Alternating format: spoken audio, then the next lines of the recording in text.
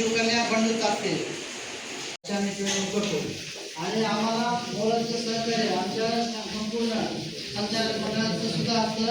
त्याबरोबरच आमचे दोन्ही मुख्याध्यापक असतील.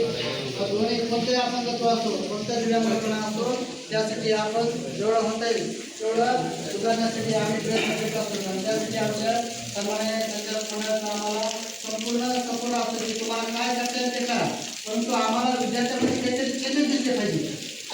तुम्हाला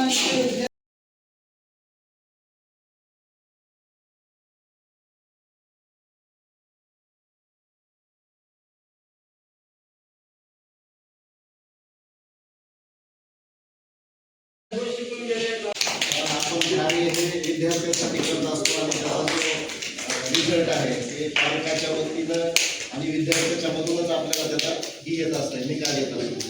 आणि आपलं कार्य हे चांगलं आहे, सर्व शिक्षक हे चांगलं काम करतात त्याची ही पावती आहे. पालकांचा जो रिझल्ट आहे किंवा पालकांनी जे 2 शब्द आपल्याबद्दल जे सांगितलेलं आहे तर हे खरोखरच आपण चांगलं काम करत आहात. आपल्या शाळेतले सगळेच कर्मचारी नुसते शिक्षकच म्हणून नाही, आपल्या शाळेतील जे शिक्षकेतर कर्मचारी आहेत हे पण सगळे जीव ओतून काम करतात. आणि ही शाळाच अशी की जीव ओतून काम करायची शाळा आहे, दुसऱ्या शाळेसारखं नाही नॉर्मल. की इथं सर्वांनी जर जीव घातला तर त्याच्या बरोबर आपल्याला निकाल रिझल्ट हे चांगल्या पद्धतीचेच आपल्याला आलेले पाहायला मिळालेले आहे.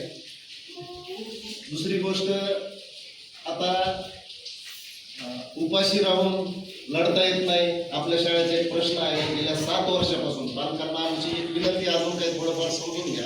गेल्या 7 वर्षापासून काही शिक्षक हे विनावेतन काम करायचे आणि आता ते